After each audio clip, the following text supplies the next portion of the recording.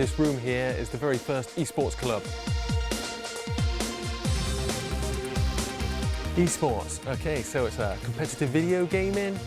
Probably seen a lot of it in the press with famous football teams, famous rap stars, people like this, making their own teams and then going live and competing. On the left-hand side, you'll probably seen it, we've got 12 PCs. And on the right-hand side here, you'll see we've got 8 PS4s.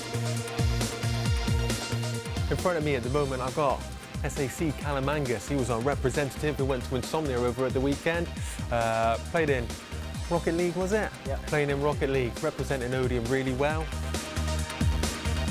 At the moment, he's on PC, playing a local area network game, Team Fortress 2. Again, I've got 6 guys on this side, 6 guys on that side. They're all strategizing, coming up with their own tactics and trying to get the big win. Forget guys playing Overwatch, that's more of a mainstream game. There's more appetite for competition-wise for me to push our personnel into in Civvy Street competitions. For me personally, it's massively beneficial for social-wise. I get to come out, play against my friends who I might not see after work. We're trying to get guys out of the rooms now to come down and play cooperatively and competitively with their friends and colleagues. We're building up these relationships between each other. That is massively important, giving people that release to come out of the blocks and socialise again with different people outside of the workplace.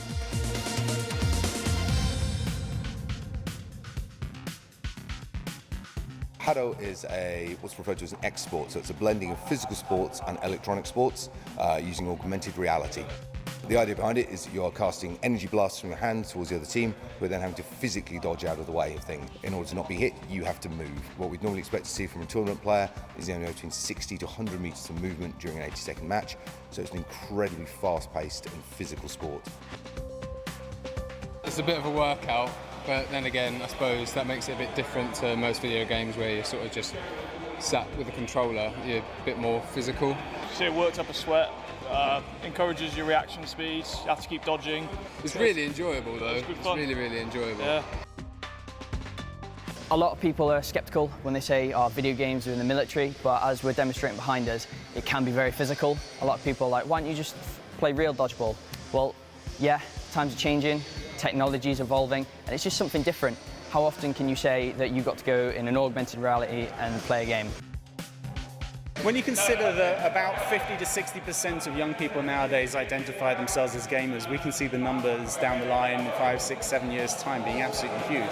We're already hoping to have 1,000 members by Christmas time, so the sky's the limit really as far as esports is concerned. I am lucky enough to be part of the RAF team that is competing in the UK Championships in October.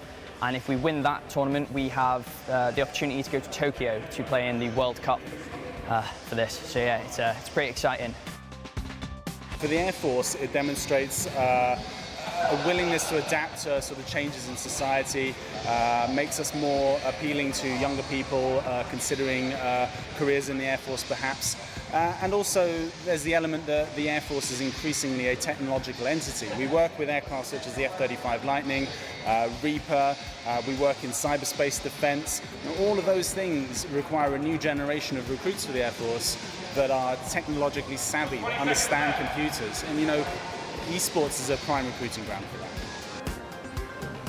For recruitment, of course, this is happening in the real world in droves now. Esports are growing exponentially.